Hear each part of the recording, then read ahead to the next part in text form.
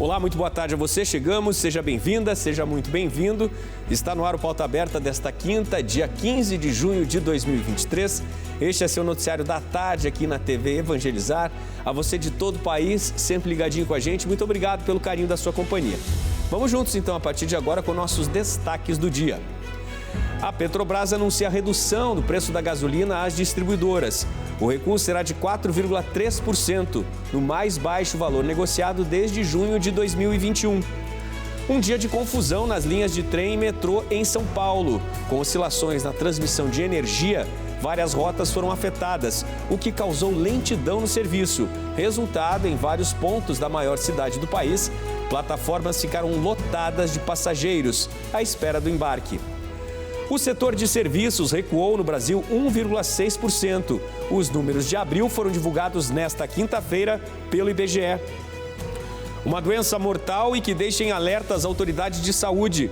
No interior de São Paulo foi confirmada a 4ª morte por febre maculosa, também conhecida como a doença do carrapato. Todas as vítimas estiveram numa fazenda para um evento em Campinas, que reuniu milhares de pessoas no fim do mês de maio.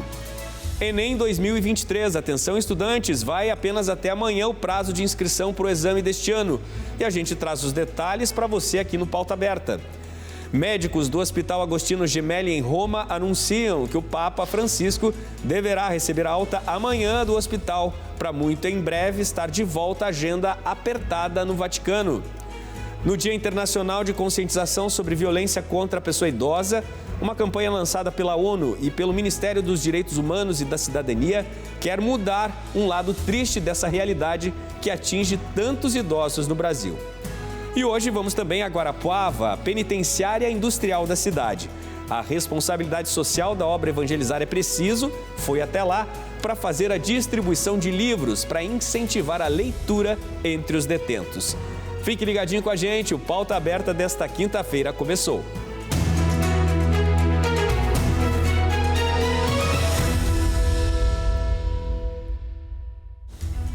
A Petrobras anunciou hoje mais uma redução no preço da gasolina para as distribuidoras. O litro do combustível vai passar de R$ 2,78 para R$ 2,66. A medida passa a valer a partir de sexta-feira.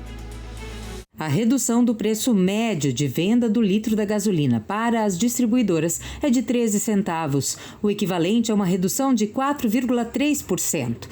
Na prática, o litro vai sair da Petrobras por R$ 2,66.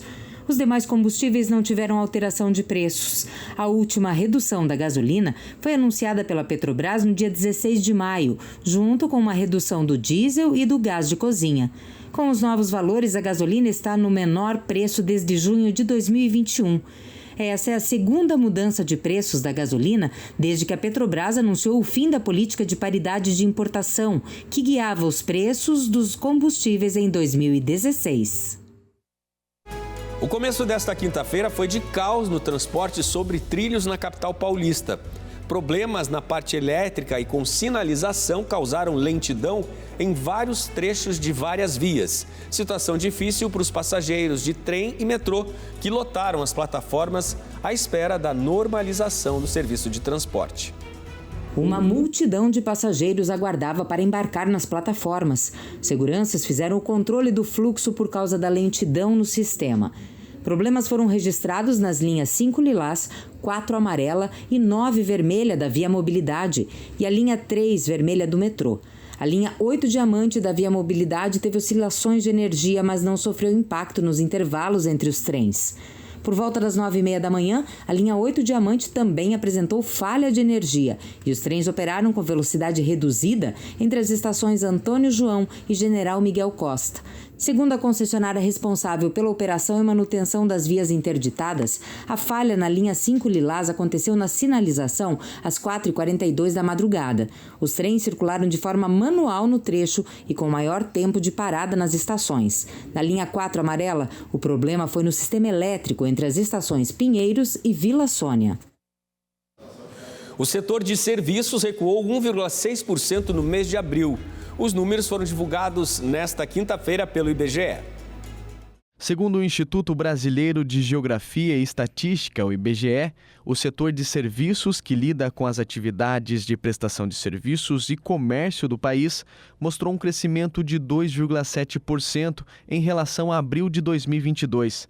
Apesar da alta registrada de um ano para cá, foi a 26ª alta seguida do setor.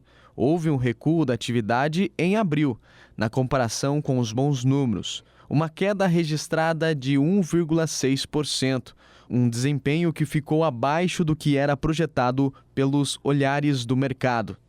No indicador acumulado nos primeiros 4 meses do ano, o volume de serviços teve expansão de 4,8%, frente a igual período de 2022.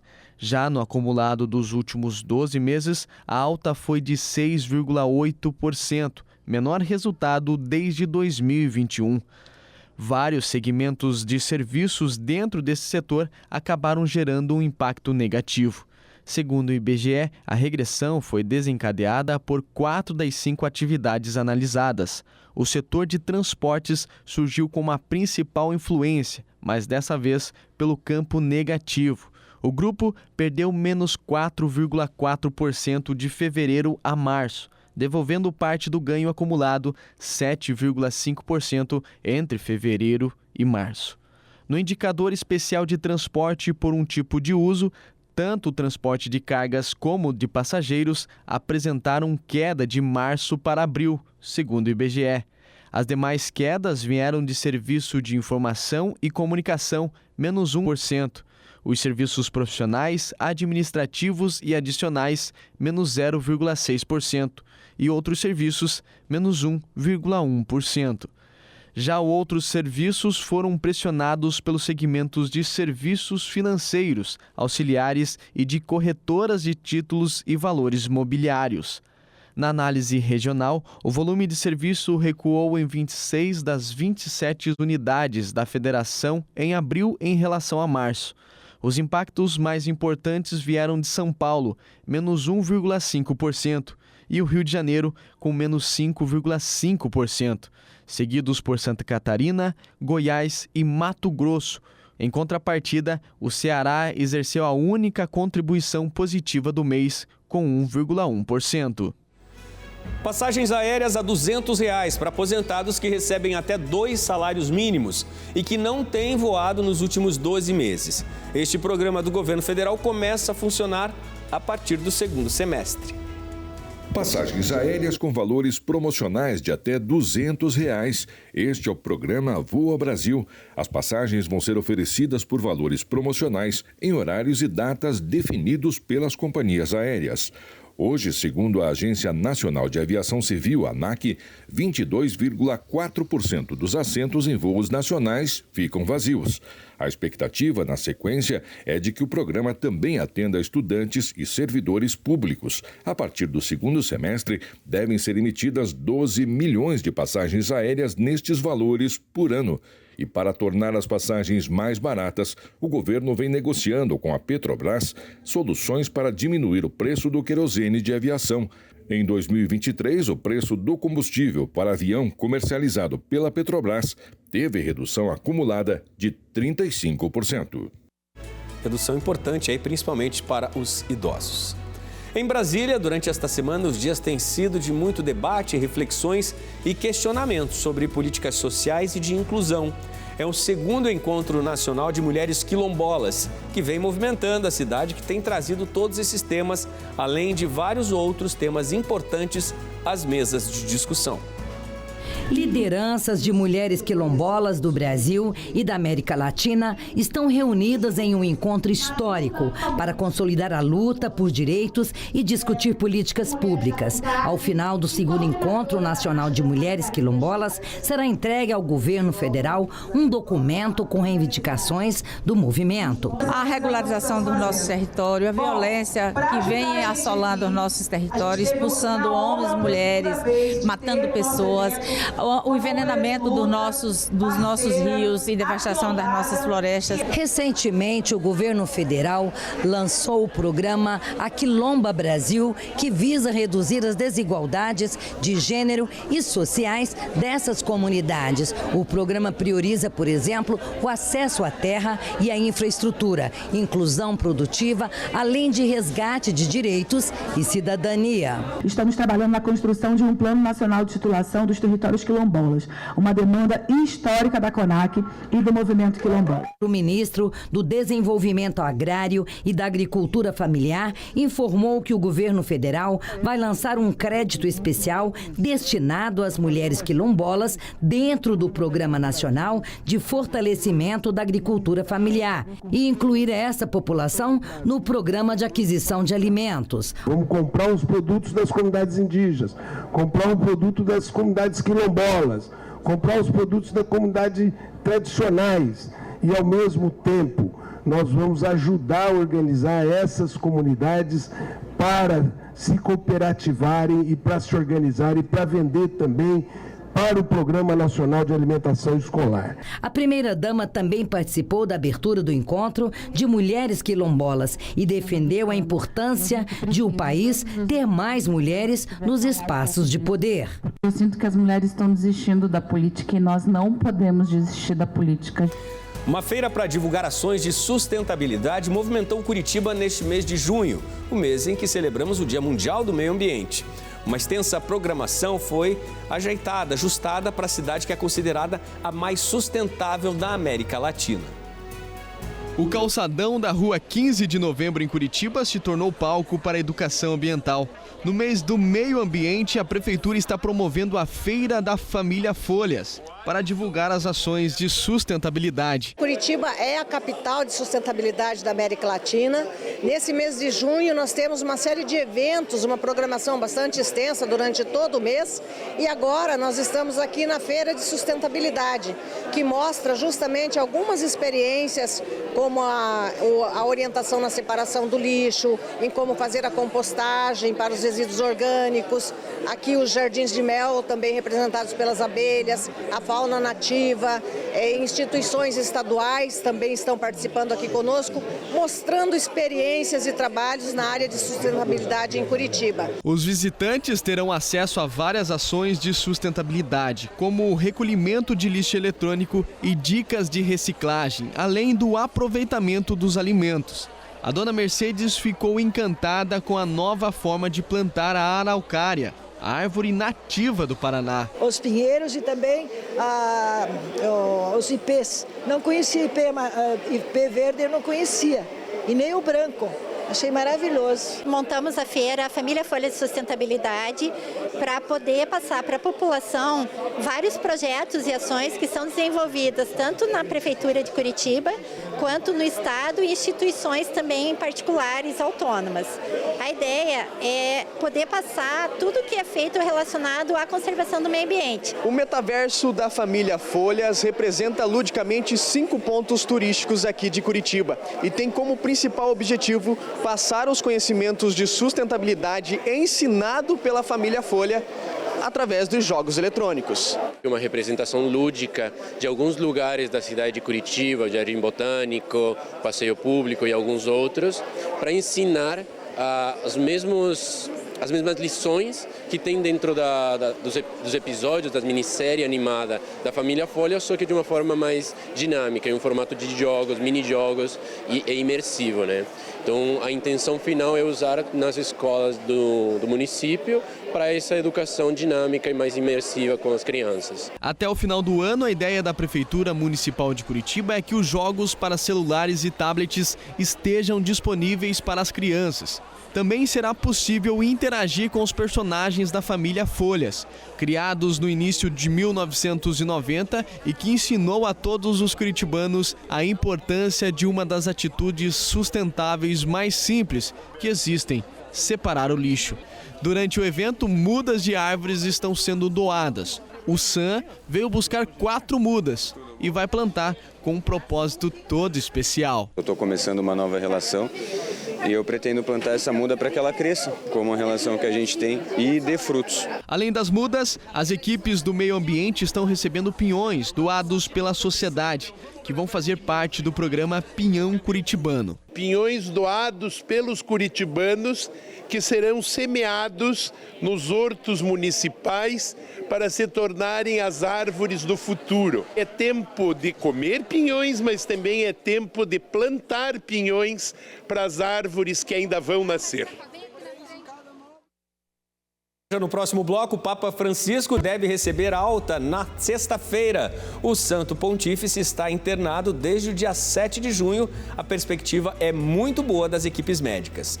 E ainda uma campanha lançada pela ONU e pelo Ministério dos Direitos Humanos e da Cidadania busca conscientizar a população sobre a importância de fazer bem o combate à violência contra os idosos. Fique ligadinho com a gente, o intervalo é rápido, voltamos já.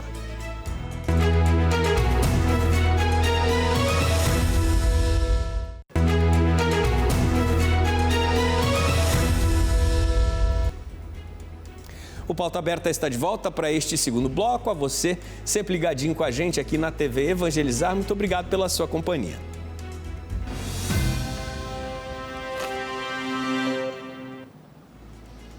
O Papa Francisco, de 86 anos, hospitalizado em Roma desde o dia 7 de junho, depois da operação abdominal, deve deixar o hospital nesta sexta-feira. O Vaticano confirmou que o Papa Francisco, de 86 anos, vai receber alta nesta sexta-feira. O Santo Padre está internado desde 7 de junho no Hospital Gemelli de Roma. Ele passou por uma operação para remover aderências na parede abdominal, consequência da cirurgia de cólon, a qual foi submetido em julho de 2021.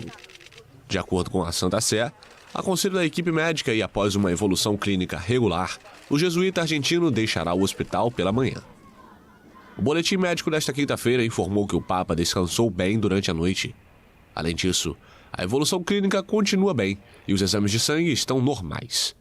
Francisco se recupera no 10º andar do Hospital Gemelli, conhecido como o Hospital dos Papas, no mesmo quarto que foi usado em muitas ocasiões por João Paulo II. As audiências do argentino na Santa Sé foram canceladas até 18 de junho. O Papa, que passou por uma cirurgia nos pulmões aos 21 anos e sente dores nos quadris e nos joelhos, já foi obrigado muitas vezes a suspender eventos de sua agenda por problemas de saúde. Hoje, dia 15 de junho, é Dia Internacional de Conscientização de Violência contra a Pessoa Idosa. E no encontro em Brasília, especialistas discutem as diferentes formas de violência que podem atingir e tirar a paz dos mais velhos. Uma campanha lançada pela ONU e pelo Ministério dos Direitos Humanos e da Cidadania tem como objetivo conscientizar a população sobre essa realidade muito triste e sobre a importância de combater este tipo de violência. A professora Lair tem 71 anos e está aposentada. Segundo ela, envelhecer tem sido um processo prazeroso. Não só porque ela consegue desfrutar de uma vida regrada, integrada e financeiramente estável, mas também e principalmente por causa do apoio da família. Ela simboliza a união, o aconchego e o amor.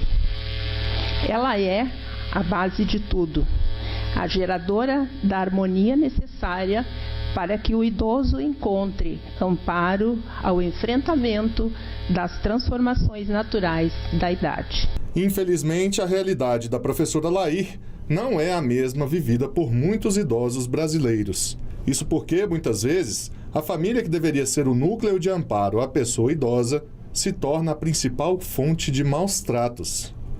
Ingratidão, perversidade, desrespeito e falta de amor. Muitas são as formas de violência. A violência ligada ao abandono, a violência financeira, a violência emocional, essas violências todas que hoje a população idosa do Brasil, infelizmente, sofre. A Organização das Nações Unidas, a ONU, e o Ministério dos Direitos Humanos e da Cidadania lançaram uma campanha com 5 peças para conscientizar a população sobre a importância do combate à violência contra a pessoa idosa. Para o ministro dos Direitos Humanos e da Cidadania, Silvio Almeida, é preciso ir além da conscientização. Ele propôs a criação de uma política nacional de defesa e de promoção dos direitos da pessoa idosa. No sentido de que ela vai ser feita a partir da escuta de todas as pessoas que há muitos anos elaboram isso, ouvindo também as experiências nacionais e internacionais, mas principalmente, e deputado, isso é muito importante, envolvendo todos os atores do Estado brasileiro e mais, uma política regionalizada, capilarizada. Vai até amanhã, dia 16 de junho, prazo para o estudante garantir a inscrição para o Enem 2023. A Luciana Macedo, direto de Maringá, traz todos os detalhes para a gente. Boa tarde, Luciana. Olá, boa tarde. Exatamente. Amanhã é o último dia para se inscrever no Enem 2023 e esse prazo não deve ser prorrogado, até porque existe todo um cronograma acerca do Enem. Portanto, amanhã, dia 16, é o último dia do prazo. Quem não fez a inscrição ainda precisa acessar a página do participante no portal do INEP. Mas olha, tem um outro prazo muito importante também para não esquecer, que é o do pagamento da taxa de inscrição, que é até o dia 21 também desse mês. Essa taxa ela pode ser paga por boleto e também por Pix. E a inscrição só é confirmada depois do pagamento dessa taxa. E nessa última semana de inscrições para o Enem, a União Brasileira dos Estudantes, juntamente com cursinhos populares e outras entidades ligadas à educação, iniciaram aí nas redes sociais uma campanha de incentivo para os estudantes, uma campanha chamada Enem Abre Portas, porque o Exame Nacional do Ensino Médio, ele é aí a principal porta de entrada para a educação superior no Brasil. A gente lembra que centenas de instituições utilizam a nota do Enem como critério para conceder bolsas e a nota também é utilizada em outros programas, como por exemplo o ProUni e também o SISU, portanto, a importância do Enem. E essa campanha, ela é não só para incentivar essas inscrições, mas também porque nos últimos anos o Enem registrou uma baixa adesão de inscritos. Para a gente ter uma ideia, o Enem, que já chegou a ter mais de 6 milhões de inscritos, no ano passado teve pouco mais de 3 milhões e 300 estudantes participando aí, realizando a prova. Por isso, então, essa campanha, né, nas redes sociais para incentivar os estudantes. Portanto, se você ainda não fez a sua inscrição, corra, porque dá tempo, é só até amanhã, na página do INEP, no portal do INEP, na página do estudante. Não esquece também que o prazo para você confirmar de fato a sua inscrição, pagando a taxa, é até o dia 21 também desse mês. Odilon, volto com você. Valeu, Luciana. Estão dados aí todos os recados, né? Hora de correr para garantir a sua inscrição para o Enem deste ano. A Prefeitura do Recife lançou um aplicativo para a saúde em parceria com o governo federal. A capital pernambucana recebe o Minha Saúde Conectada e é pioneira da nova ferramenta. A plataforma Minha Saúde Conectada já está funcionando dentro do Conecta Recife, pelo computador ou pelo celular. A plataforma integra todos os dados, como exames, prontuários e histórico de consultas que podem ser acessados pelo cidadão e pelos profissionais da saúde. É uma prioridade absoluta a saúde. A gente sabe que nos últimos anos um foco muito grande foi dado de forma necessária à pandemia. Então, aos cuidados com a Covid, depois vacinação, e agora a gente está podendo retomar o ciclo de investimento para a saúde de maneira geral. Recife é uma cidade modelo no desenvolvimento tecnológico e na integração de dados. Este serviço é o primeiro no país e pode ser exemplo para outros municípios. Então, desde já, em vez de um tratamento ser adiado para iniciar em 2 horas, porque é o tempo do resultado de chegada de um exame, por exemplo, pode ser iniciado naquele momento. Também foi assinado um acordo de cooperação entre a Prefeitura do Recife e o Ministério da Saúde, onde a plataforma Minha Saúde Conectada vai integrar a Rede Nacional de Saúde. Isso faz a diferença para o cidadão, faz a diferença para os gestores, faz a diferença para os profissionais que atendem tanto nos hospitais universitários como na rede dos municípios, né? E aqui no Recife a gente dá o pontapé inicial, ou seja, é a primeira experiência concreta. Agora vamos a um giro de notícias sobre alguns dos principais assuntos desta quinta-feira, com o repórter Lucas Marconsoni, direto da redação. Boa tarde, Lucas. Olá, Odilon. Olá para você que acompanha o Pauta Aberta. Eu falo diretamente da redação da TV Evangelizar. Foi confirmado nesta quinta-feira pelo Instituto Adolfo Lutz o 4º caso de morte por febre maculosa no interior de São Paulo. Foi a morte da adolescente de 16 anos, Erissa Nicole Santan. Ela é mais uma vítima da doença e também esteve no evento numa fazenda em Campinas, a Santa Margarida, onde foi realizada a feijoada do Rosa no fim do mês de maio. Ao todo, em 2022 foram 63 casos de pessoas que sofreram com a doença, 44 mortes. Um índice altíssimo de mortalidade, 75%, registrado no estado de São Paulo no ano passado. O Instituto Adolfo Lutz, ligado ao governo de São Paulo, já havia confirmado que a febre maculosa foi a causa da morte da dentista Mariana Giordano, de 36 anos, e do namorado dela, o piloto Douglas Costas, de 42 anos. Ambos morreram subitamente no início deste mês, após serem hospitalizados com quadro de febre intensa e fortes dores de cabeça. Nas últimas semanas, o casal havia passado por Campinas e por Monte Verde, no sul de Minas. As autoridades também já haviam confirmado a morte de uma terceira vítima, uma jovem de 28 anos que esteve presente na mesma feijoada na Fazenda Santa Margarida em 27 de maio. A Secretaria de Estado de Saúde de São Paulo destaca que aqueles que estiveram na fazenda em Campinas em 27 de maio e 11 de junho e que apresentaram febre, dores no corpo, manchas avermelhadas, cefaleia, que procurem por atendimento médico o mais rápido possível e que informe que esteve na região de Campinas. A primeira turma do Supremo Tribunal marcou para amanhã o julgamento sobre a legalidade do reconhecimento de vínculo de emprego entre motoristas de aplicativos como Uber e 99.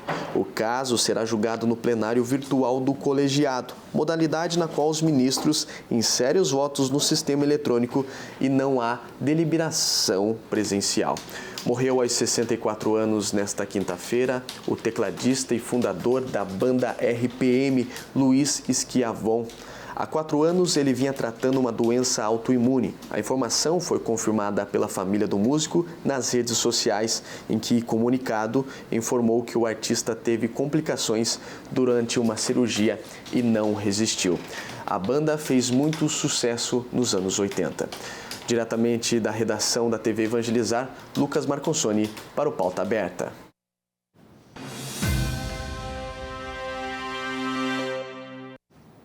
Em Israel, flautas pré-históricas feitas com ossos de pássaros estão entre alguns novos achados que têm encantado os arqueólogos.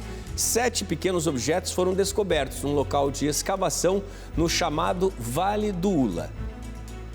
As flautas em miniatura foram encontradas no norte de Israel. Segundo os pesquisadores, os objetos musicais foram criados há 12 mil anos e podem ter sido usados para reproduzir cantos de pássaros numa época em que os humanos tentavam interagir com os animais. Os instrumentos foram feitos com ossos de aves e têm pequenos orifícios perfurados nos ossos para a colocação dos dedos. A equipe de pesquisa fez réplicas dos objetos originais e descobriu que emitiam trinados agudos semelhantes aos chamados aves de rapina. Uma teoria é que as flautas foram usadas para atrair as aves de rapina, como o gavião eurasiano e o peneireiro comum, para assustar as aves aquáticas. As descobertas foram publicadas na revista Nature Scientific Report por pesquisadores de universidades de Israel.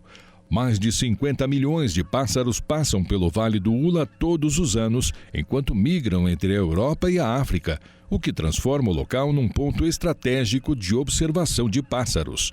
As flautas de ossos que vieram de galeirões eurasianos e marrecos eurasianos eram usadas para estabelecer comunicação entre o ser humano e os pássaros. É um marco na relação entre o homem e os animais.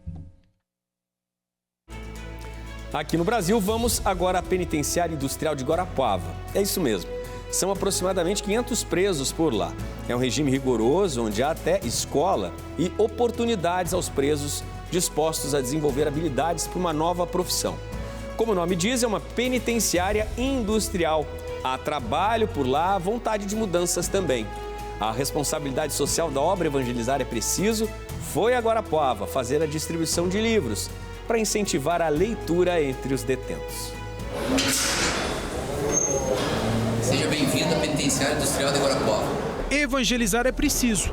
Por isso, a presença do setor de responsabilidade social da obra numa penitenciária.